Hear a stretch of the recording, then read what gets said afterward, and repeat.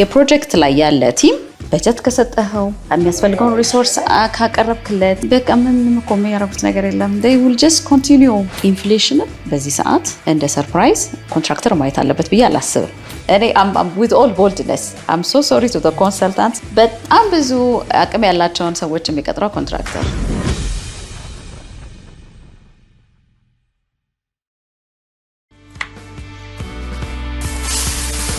ቤት መከተቻ ነው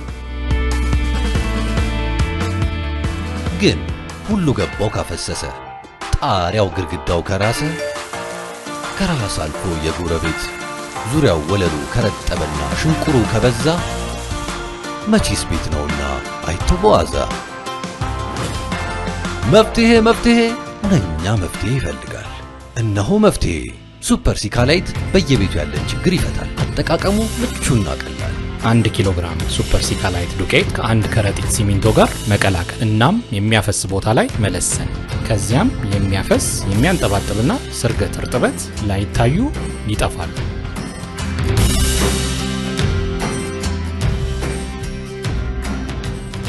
ሱፐር ሲካላይት የውሃ ስርገትና እርጥበት መከላከያ ሚክስቸር መተማመንን እንገነባለን ከሲካ አቢሲኒያ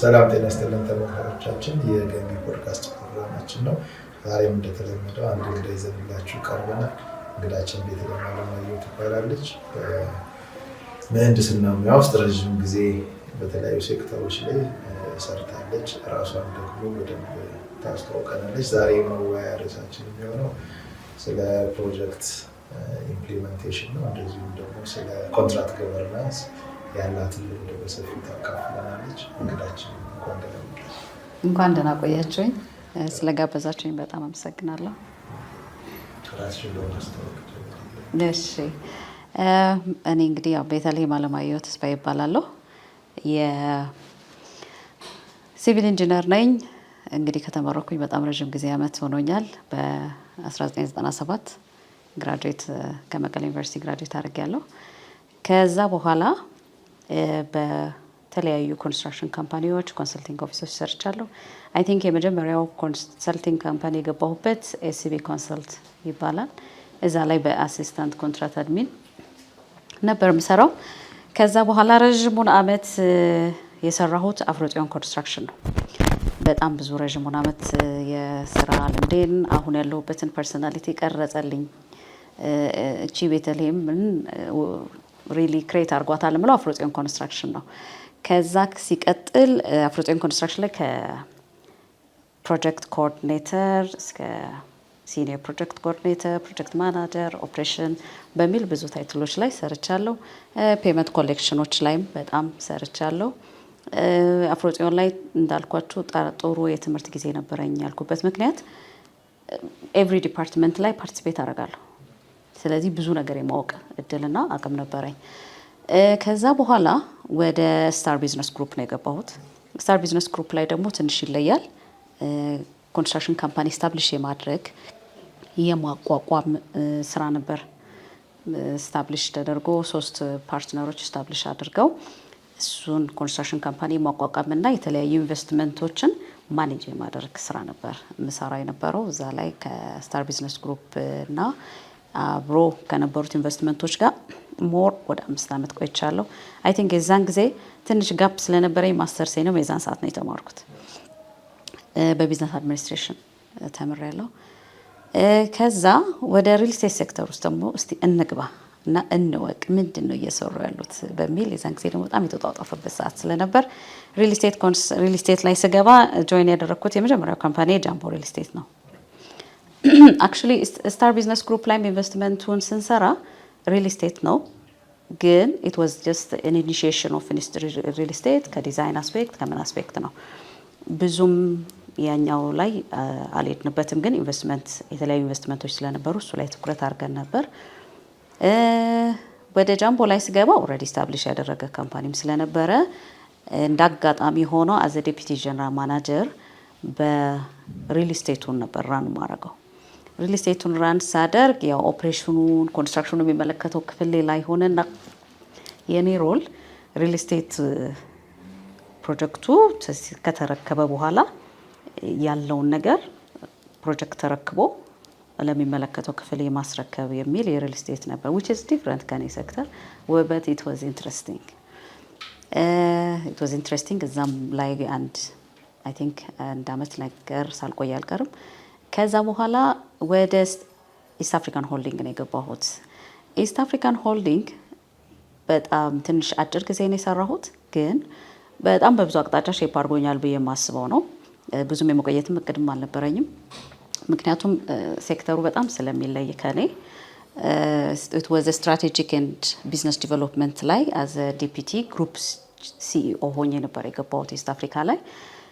የተለያዩ ወደ 8-9 የሚደርሱ የተለያዩ ካምፓኒዎች አሉ። የእነሱን ስትራቴጂ ዲቨሎፕመንት ቢዝነስ ስትራቴጂ ኤንድ ቢዝነስ ዲቨሎፕመንት ላይ ነበር የሰራሁት which is very ጥሩ ነው ለኔ፣ ምክንያቱም ከኦፕሬሽናል ማይንድ ሴት ወደ ስትራቴጂካል ቲንኪንግ እንድቀይረው የወሰደኝ እዛ ነው። ከዛ በኋላ አይ ቲንክ መሀል ላይ የራሴን ፐርሰናል አንዳንድ የምሰራቸውም ስራዎች ነበሩ፣ ጋፕ ነበረኝ። ከዛ የመጨረሻውን አይ ቲንክ ወደ ኪጋሊም ከመሄዴ በፊት የሰራሁት ራይኮን ኮንስትራክሽን በጸሜክስ ቢዝነስ ግሩፕ ስር እንደ ስራ አስኪያጅ ሆኜ ኮንስትራክሽን ካምፓኒውን ሊድ አድርጌ ያለው አይ ቲንክ ኒርሊ አመት ቆየሁ ይመስለኛል። ሶ እዛ ላይ ደግሞ የተለያዩ ስራዎችን ሰርቻለሁ።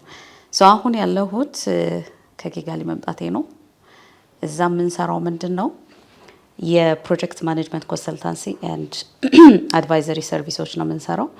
ይሄም ደግሞ ኮንትራክት አድሚኒስትሬሽን ገቨርን ማድረግና የአግሪመንት ገቨርናንስ ወይም ደግሞ ኮንትራክት አድሚኒስትሬሽን እንዴት ይሰራል የሚለውን ለአንድ የተለያዩ ካምፓኒዎች እንደዚህ አይነት የኮንሰልታንሲ ሰርቪሶችን እንሰጣለን አዘ ቲም ሆነን።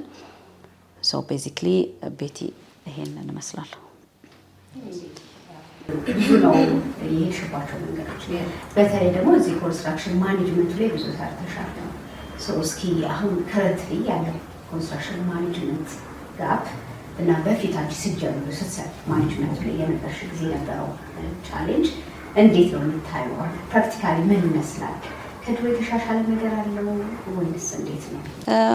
በማኔጅመንት ስናየው እኔ በበኩሌ ካለኝ ኤክስፔሪየንስ አንጻር ካየሁት አንጻርና ከሚያጋጥመኝ ነገር አንጻር ሁሌ እምላለሁ ማለት ኮንስትራክሽን በጣም ሳይንስ ነው፣ ደስ ይላል። እኔ በጣም ነው የምወደው ፊልዱን፣ በጣም በቃ ኢንትረስትድ ነኝ። ተምሬም እስክመረቅ ድረስ ተምሬም ስመረቅ ማኔጅመንት ላይ እንደምሰራ ነበር እርግጠኛ የሆንኩት፣ ምክንያቱም የኮንስትራክሽን ፖለቲክስ በጣም ስለሚመቸኝ ደስ ይለኛል።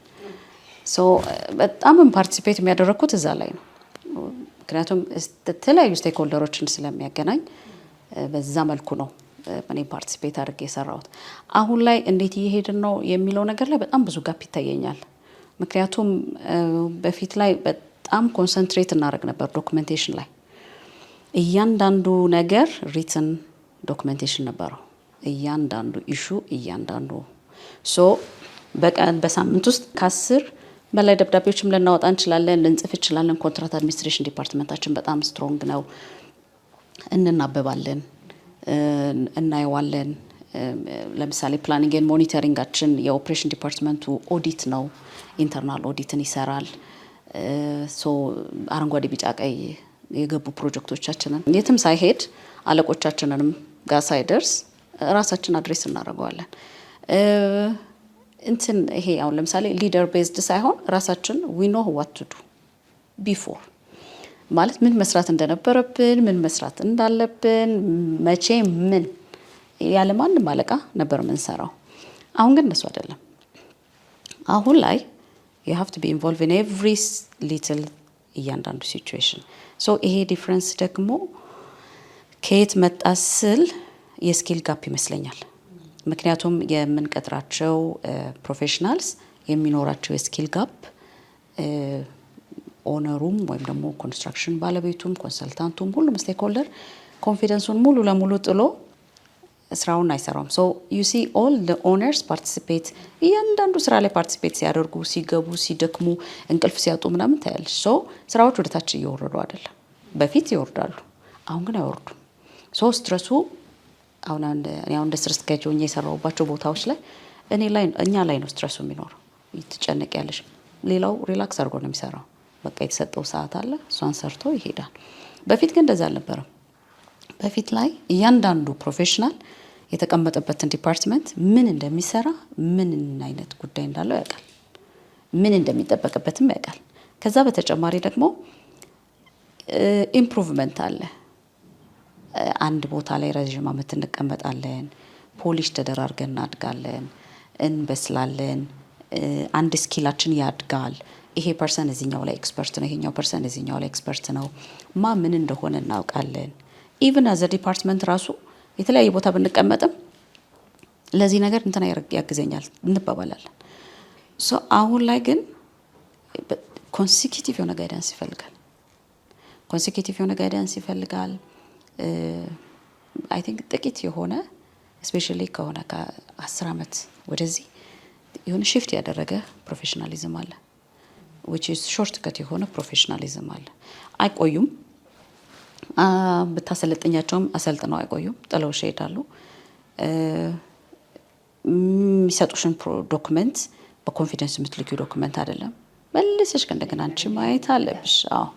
መልሰሽ ከእንደገና አንቺ ማንበብ አለብሽ፣ መረዳት አለብሽ። ትመልሻለሽ። በቃ ባኬን ፎርቱ ኢንተር ኦፊስ ውስጥ በጣም ይበዛል። የተጣራ ዶክመንት እስክታወጪ ድረስ ባይ ዛት ታይም ዴድላይን ለድግሽ ደርሻለሽ። ባይ ዛት ታይም ሰብሚት ስታደርጊ ዩ አር ደ ሌት ሰብሚት ያደረገ ሰው ልትሆኚ ትችያለሽ። ኢሜጅሽ እየተበላሸ ይመጣል። እና አይ ቲንክ ይሄ እንደ ሀገር ትኩረት አድርገን ማየት ያለብን ይመስለኛል። አይ ቲንክ ኮንስትራክሽን ሴክተሩም አይ ዶንት ኖ በፊት እኔ ኮንስትራክሽን አሶሲዬሽን ጥሩ ይሰራ ነበር ብዬ አስባለሁ። ኮንትራክተርስ አሶሲዬሽን ይመስለኛል እንደዛ። ምክንያቱም በጣም ብዙ ሚቲንጎች እንደነበሩ አስታውሳለሁ። በጣም ብዙ ረቂቅ ሀሳቦች ይነሳሉ። እንትን ይፈርሳል፣ እንትን ይወጣ፣ እንትን ተባለ ምናምን ይባላል።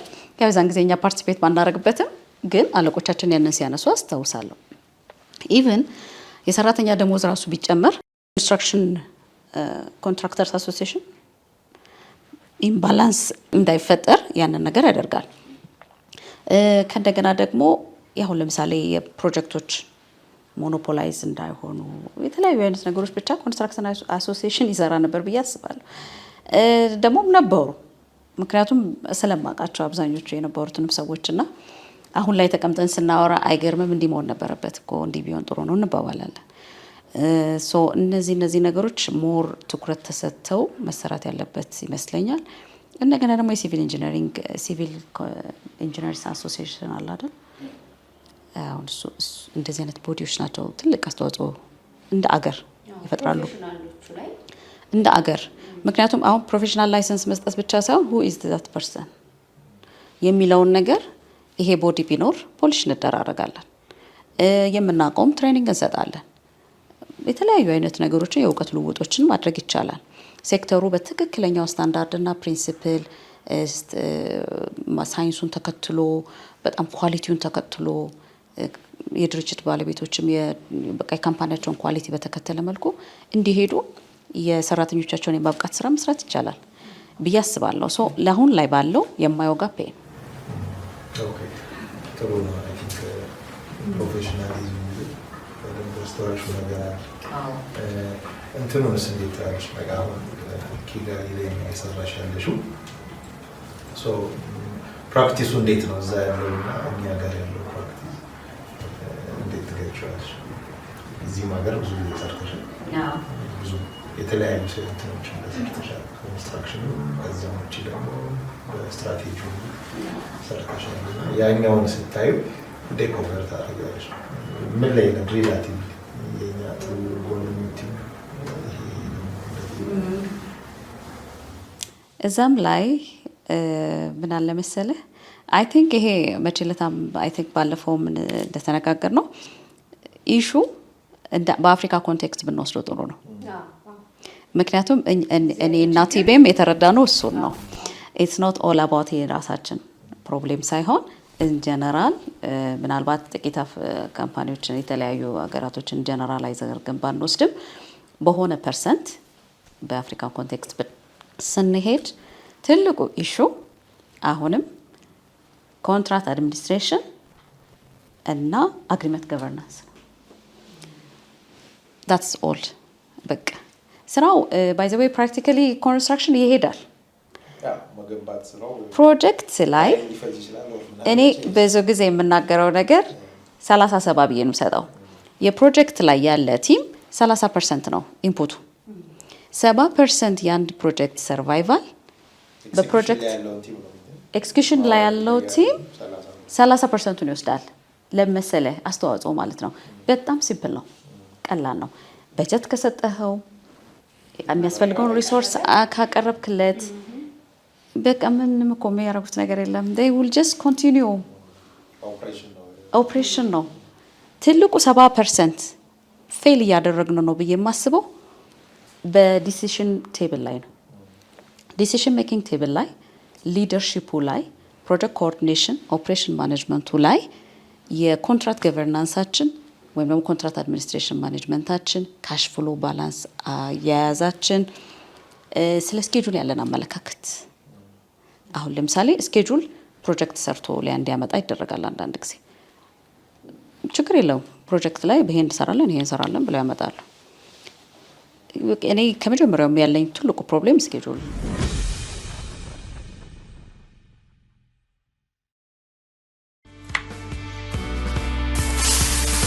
ቤት መከተቻ ነው፣ ግን ሁሉ ገባው ካፈሰሰ፣ ጣሪያው ግድግዳው ከራሰ፣ ከራስ አልፎ የጎረቤት ዙሪያው ወለሉ ከረጠበና ሽንቁሩ ከበዛ መቼስ ቤት ነውና አይተዋዛ። መፍትሄ ሁነኛ መፍትሄ ይፈልጋል። እነሆ መፍትሄ ሱፐር ሲካላይት በየቤቱ ያለን ችግር ይፈታል። አጠቃቀሙ ምቹና ቀላል። 1 ኪሎ ግራም ሱፐር ሲካላይት ዱቄት ከ1 ከረጢት ሲሚንቶ ጋር መቀላቀል እናም የሚያፈስ ቦታ ላይ መለሰን። ከዚያም የሚያፈስ የሚያንጠባጥብና ስርገት እርጥበት ላይታዩ ይጠፋሉ።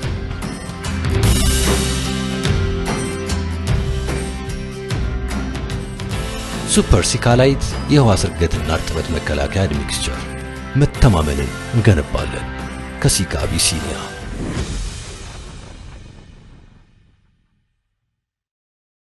ኮንትራክተርን አፌክት ሊያደርገው ይችላል። ኮንትራክተርም ትኩረት ሊሰጠው ይገባል ብለን ማሰብ ያለብን የመጀመሪያው የፕሮጀክት ዲዩሬሽን። ኮንትራክተር ልክ ጨረታ ሲያሸንፍ አይደል ኮንትራክት የሚሰጠው፣ ሪሊ ያሸነፍኩት ጨረታ በዚህ በተሰጠው ፕሮጀክት ዲዩሬሽን ያልቃሉ የሚለው አንድ ጥያቄ ነው። ምክንያቱም ይሰጡሻል፣ የራሳቸው እያንዳንዱ ክላይንት የራሱ የሆነ ጎል አለው። ሰው ይሄ ፕሮጀክት በዚህ በኩል እንዲያልቅልኝ እፈልጋለሁ ይላል። ኮንሰልታንቱም ችግር የለውም በዚህ ያልቃል ይላል። የ1 ዓመት ፕሮጀክት ነው ምናምን ወይ 1 ዓመት ተኩል ነው ብሎ ይሰጡሻል። ሪሊ ፕራክቲካሊ ግን ስታየው ያ ፕሮጀክት በዛ ሰዓቱ ያልቃሉ። አንድ ሶ ፕሮጀክት ዱሬሽን ኮንትራክት አድሚኒስትሬሽን ላይ መታየት ያለበት ነገር። ከእንደገና ደግሞ ፔመንት ሞዳሊቲዎች አሉ። ፔመንት በምን አይነት መልኩ ነው የሚወሰደው? ከዛ ክሌሞች ምን አይነት ክሌሞች ናቸው? ምክንያቱም ስፔሻል ኮንዲሽን ኦፍ ኮንትራክት እና ጀነራል ኮንዲሽን ኦፍ ኮንትራክት ብለን ያልነው አለ። ሶ ስፔሻል ኮንዲሽን ኦፍ ኮንትራክት ላይ ምንድነው የተቀመጠለት አንድ ኮንትራክተር ጀነራሉ ጀነራል እንደሆነ ማለት ነው። ምክንያቱም ጀነራል ኮንዲሽን ኦፍ ኮንትራክት ላይ ነው ያለው ችግር የለውም ብሎ ሄዶ ስፔሻሉን ካላነበበው ስፔሻሉ ላይ የተቀመጠው ጀነራሉን አጥፍቶት ያገኘዋል። እና ከዛ ክሌሞች ላይ ቫሪዬሽኖች፣ ከዛ በጣም በትልቁ አሁን ባለንበት ጊዜ ምናልባት ፕሮጀክቶችን ለማሸነፍ ካለንም ጉጉት ሊሆን ይችላል። የኢንፍሌሽንን በዚህ ሰዓት እንደ ሰርፕራይዝ ኮንትራክተር ማየት አለበት ብዬ አላስብም። ሁሌ ዋጋ ጨመረ ምናምን በጣም ነው የሚገርመው። ብሬኪንግ ኒውስ በፍጹም አይደለም። ኢንፍሌሽን እና ፕራይስ ካሌሽን ኔቨር አይደለም። ስለዚህ በፊት ነበር በፊት ምክንያቱም በጣም ኮንስታንት የሆነ ፕራይስ ነበር ገቨርን የምናደርገው። ቤዝ ፕራይስ ነበረን። በቤዝ ፕራይሳችን ተነስተን ሪከርድ እናደርጋለን የየወሩን ዲፍረንስ ከረንት ሬቶቻችንን ዲፍረንስ። ከዛ በኋላ ላይ በጣም የሆነ ፐርሰንቴጁ ማግኒቲዩድ ሆኖ በጣም ፎርስ ሜጀር አይነት ነገር ሲያጋጥም ነው። ኢቭን እንደዛም ሆኖ ፕራይስ ስኬሌሽን ገቨርን ያደርግ ነበረ። አሁን ላይ ኮንትራክት ላይ መታየት ያለባቸው ነገሮች ወይም ደግሞ በጣም ትልቅ አጽንኦት ሊሰጣቸው የሚገባው ነገር ምን አየሁ መሰለሽ፣ ኮንትራክት ታይሙ ያጥርና አሁን 18 ወር ሚኒመም 18 ወር በኋላ አይደል ፕራይስ ስኬሌሽን የምጠይቀው ፕሮጀክቱ በዚህ ዊዝን ዛት ታይም እንዲያልቅ ይደረጋል። ለምን ኮንትራክተሩ ፕራይስ ስኬሌሽን እንዳይጠይቅ ተብሎ ማለት ነው። ሶ በዛ መሀል በጣም ብዙ ኢሹዎች ይፈጠሩና ያ ያልፋል። ከዛ ሌላ አይነት ኮንትራክቹዋል ኢሹ ይፈጠርበታል ማለት ነው። ሶ ኮንትራክተር በብዙ አስፔክት እነዚህ እሱን ሊነኩ የሚችሉ ከስኬጁል አንጻር፣ ከታይም ኤክስቴንሽን ከሚሰጠው ሲቹዌሽን አንጻር፣ ከቫሪዬሽን፣ ከክሌም፣ ከፕራይስ ስኬሌሽን የተለያዩ ነገሮች አንጻር ስፔሻሊ ኮር ብለን ያነሳናቸው እነሱ ስለሆኑ ነው። በኮንትራክት ውስጥ ገቨርን ማድረግ ያለበት ነገር አለ መታየት ያለበት። ምክንያቱም እነዚህ ነገሮች በጣም ቀላል አይደሉም። ናው ኮንትራክቱ ላይ ሲቀመጥ ሲምፕል ምናምን ሊመስል ይችላል። ኔቨር አይደለም። ኢትስ ቬሪ ሲሪየስ ለኔ። ሶ አሁን ኮንትራክት እንዳልኳቸው ኢትስ ኮንትራክት ገቨርናንስ እና ኮንትራክት አድሚኒስትሬሽን እና አግሪመንት ገቨርናንስ ነው ትልቁ ፕሮብሌማችን።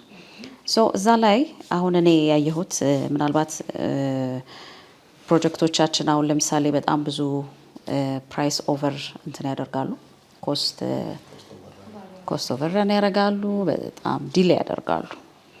ሶ እነዚህም በሚያደርጉበት ሰዓት ትልቁ ኢሹ አሁንም ቢሆን እንዳልኳችሁ 37 በዋናው በሊደርሺፕ ላይ ነው ፎል የሚያደርገው ይሄ። ምክንያቱም የመጀመሪያው ከፕላኒንግ ይጀምራል አይደል? የመጀመሪያው ሩት ኮዝ ኦፍ የፕሮጀክት ዲሌይ ከፕላኒንግ ይጀምራል። ሲቀጥል የአግሪመንት ገቨርናንስ ፕሮብሌም ነው። ያ ማለት ምንድን ነው? በጣም ብዙ አፕሩቫሎች፣ ስኮፕ ክሪፕ የሚባል ነገር አለ። ስኮፕ ክሪፕ ማለት ክላይንት ብዙ ጊዜ ስኮፕ ይቀይራል አይደል? ፕሮጀክት ላይ አብዛኛው የምንሰራቸው ስራዎች ደግሞ ዲዛይናቸው ያላለቀ ዲዛይን ነው። ስለዚህ ከመጀመሪያው ፕሮጀክቱ ሬዲ ነን ብለን እርግጠኛ ሳንሆን ነው ፕሮጀክት የሚጀመረው ከብዙ አንግል። ይሄ እንግዲህ በጀነራል በአፍሪካ ኮንቴክስት እንሄድና ስፔሻሊ ኢትዮጵያ ላይ በጣም ብዙ ስለሆነ ማለት ነው። ፕሮጀክቱ ሬዲ ሳይሆን ስራ ይጀመራል። ሀሳብ አላለቅም። የኤክስፓንሽን ሀሳብ ይኖራል፣ የተለያየ ሀሳቡ ሳያልቅ በፕሪሊሚነሪ ዲዛይን በፕሪሊሚነሪ ኮስት ኤስቲሜት ኢንጂነሪንግ ኤስቲሜት በቃ ችግር የለውም ስራ ይጀመራል። አዎ ስራ ይጀመራል። ከዛ በዛው እንግዲህ ይሄ እንዳለ ሆኖ ስኬጁል ይወጣና ወደ ስራ እንገባለን። ይሄ እንግዲህ እዚህ ጋር አቆመ ማለት ነው። ምክንያቱም አምቢሽየስ ሆነን እንጀምር ነው ዌር ኖት ሬዲ። ስለዚህ ልክ እዚህኛው ጋር ሲመጣ ወደ ኮንትራክተሩ ጋር ሲመጣ ኮንትራክተሩ ደግሞ ይሄንን ዶክመንት ፕሮጀክት ስለሚፈልግ ቢዝነስ ፐርሰንም ስለሆነ ይወስደዋል። በመሀል በጣም ብዙ ስኮፕ ክሪፖች ይመጣሉ፣ ለውጦች። እነዛ ለውጦች ሲመጡ ፕሮጀክቱ ኮኦርዲኔት መደረግ ምንድነው ፕሮጀክት ኮኦርዲኔሽኑ ብቻ ሳይሆን ዲዛይኑ ኮኦርዲኔት መደረግ አለበት። አዳዲስ ዲዛይን አይዲያዎች ይመጣሉ። እነዛ አዳዲስ ዲዛይን አይዲያዎች ከኤግዚስቲንግ ዲዛይኑ ጋር የሚወስደው ታይም አለ። ከዛ በኋላ አፕሩቫል ኮንሰልታንት ሌት አፕሩቫል ነው የሚሰጠው። ከዛ ኮንትራክተሩ ዶክመንት አያደርግም፣ ሌተር አይጽፍም፣ የተለያዩ ነገሮችን ሚቲንግ አይጠራም። እነዚህ ነገሮች በትንሹ 1 ወር 2 ወር ይወስዳሉ። እነዚህ ነገሮች 1 ወር 2 ወር ከወሰዱ በኋላ ታይም ሄድ አይደል? ከእንደገና ኮምፕሌን ይመጣል።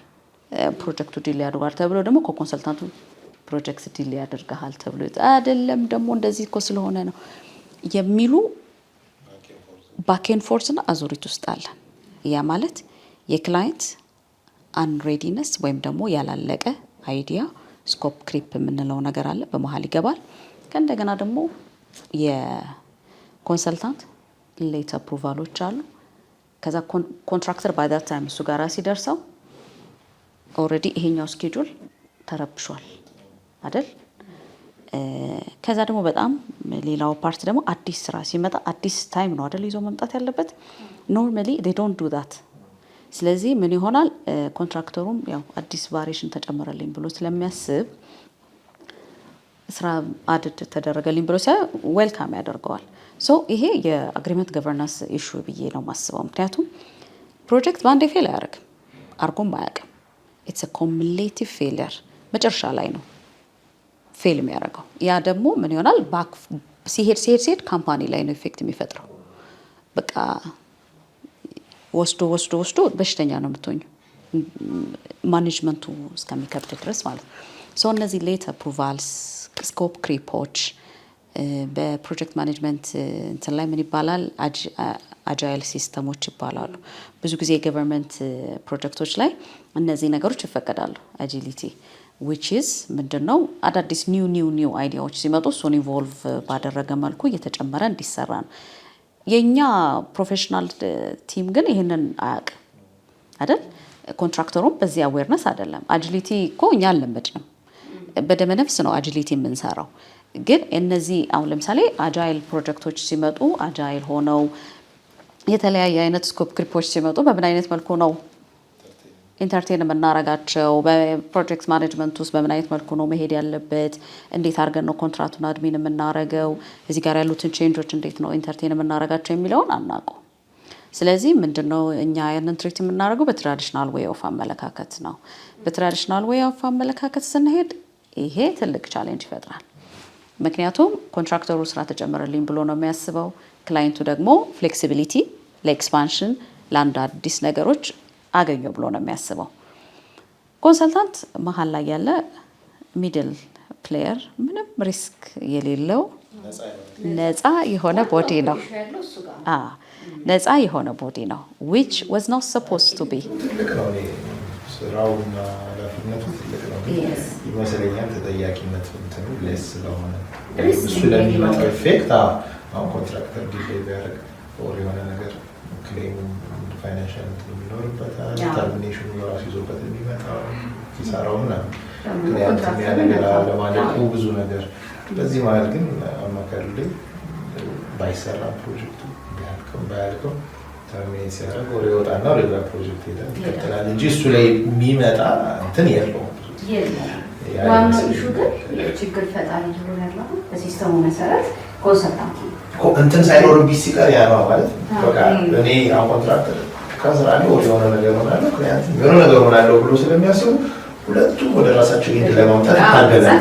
ይሄም ጨርሶ እንደምንም የሚወጣበትን ዋቴቨር ቫሪሽን እንትን ምንድነው ዋጋ መሻሻያ ምንም ተደርጎለት ተስተካክሎለት መጨረስ ክሊያንቱም በሆነ መልኩ ወጪውን ቀናንሶ እንዴት ማድረግ እንዲያልክለት ኢንቢቲውን ግን አማካሪ የሚያስገድደው ነገር ወይ ወደዚህኛው ሳይድ ሄዶ ከተሳካ ኦኬ ነው ወይ እንደዚህ ሆነ ተርሚኔት ካደረገው ኦኬ ሉዝ የሚያደርገው ነገር የለም ነው ሁሉ ያችን ስራ። ምን አይነት ነገር አለ መሰላችሁ? እኔ እንዳስተዋልኩት ከሆነ ላይ አሁን እኔ አሁን ወደዚህኛው አይዲያ የመጣሁበት ምክንያት ወደ ፕሮጀክት ማኔጅመንት ኮንሰልታንሲ ወይም ደግሞ አግሪመንት ገቨርናንስ ኮንትራክት አድሚኒስትሬሽን ኢንዲፔንደንት ነው። ኢንዲፔንደንት ፕሮጀክት ማኔጅመንት ኮንሰልታንሲ ኤንድ አግሪመንት ገቨርናንስ ብለን ይሄን አይዲያ ያመጣሁበት ምክንያት ለምን መሰለህ? አብዛኛው ጊዜ ኮንሰልት የሚያደርገን ዲዛይኑን የሰራ ኮንሰልታንት ነው። ስለዚህ ያንን ዲዛይን ኢምፕሊመንት እንዲደረግለት ይፈልጋል። ክላይንቱም የተለያዩ አይዲያዎችን ሲያመጣ ሴም ኢንተርቴን ያደርጋል። ሶ ኮንትራክተሩ ኢዝ ላይክ ቱ ቲም አጌንስት ዋን ነው የሚሰራው ማለት ነው። ስለዚህ እዚህ ጋር ደግሞ ምን አለ አት ሴም ታይም ደግሞ ብሌንድድ እንትን ይይዛል። ዲዛይን ያደረገው ራሱ ነው። ክላይንቱን ማስደሰት አለበት። የቀጠረው ክላይንቱ ነው። ከዛ በኋላ እዚህ ጋር ደግሞ ኮንትራክቹዋሊ መተግበር ያለባቸው እነዚህን 3 ስቴክ ሆልደሮች ገቨርን የሚያደርግ አግሪመንት አለ። ያ ደግሞ ምንድን ነው? አዲስ ስራዎች በሚመጡ ጊዜ በምን አይነት መልኩ ያስተናገድ አለባቸው። ይሄ ኮንሰልታንቶች ባላንስ ሆኖ ማድረግ ያለባቸው ነው። ነገር ግን ብዙ ጊዜ ቤዚክሊ በመንግስት ፕሮጀክቶች ላይ ነው የምናየው ይሄንን ነገር። አብዛኛው ብዙ ዲቨሎፕመንቶቻችን እኛ ሀገር እንደ አጋጣሚ ሆነ የመንግስት ፕሮጀክቶች ስለነበሩ ኮንሰልታንቱ ክላይንቱን እንደ ክላይንት ጠበቃም ሆኖ ነው የሚሰራው። ስለዚህ አት ኤንድ አጣብቂኝ ውስጥ የሚገባው ኮንትራክተሩ ነው። ነገር ግን ኮንትራክተሩ እኮ ኢምፕሊመንተር ነው። አት ኤንድ ዩ ዋንት ሂም እንዲጨርስና ፕሮጀክቱን ዲሊቨር እንዲያደርግ ትፈልገዋለህ። ሂ ኢዝ ዮር ኢምፖርታንት ፓርት አይደል? ስለዚህ እዚህ መሀል ላይ ሚዲየት የተቀመጠው አካል was supposed to be acting አግሪመንቱን really govern ማድረግ ነበረበት። ግን አሁን ምንድነው ያለው ነገር የዲዛይን ኢምፕሊሜንቴሽን ዲዛይኑ በትክክል በታቀደለት ሁኔታ መሬት ላይ ወርዷል ወይ ብቻ ነው እኔ እያየሁ ያለሁት የኛ አሁን ኮንሰልቲንግ የሚሰራው ስራ።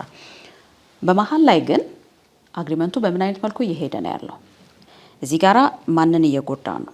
ክላይንቱም በጣም ብዙ ስኮፕ ክሪፕ በሚያመጣበት ጊዜ this is the danger፣ ይሄ ዴንጀር አለው እንዲህ ስታደርግ ኮንሲኩዌንሱ ይሄ ነው። ኮንሰልታንቱንም በዚህ መልኩ ነው ይሄ ነገር አድሬስ መደረግ ያለበት። ከዛ በኋላ ኮንትራክተር ደግሞ ይሄ የሚመለከተው ወይም ደግሞ ኦብሊጌሽንም ካለው መብቶቹም ካሉ እነሱ አድሬስ መደረግ አለባቸው። ምክንያቱም በአንድ በኩል ከጎዳሽው ኮንትራክተር ኢምፕሊመንት አያደርግም።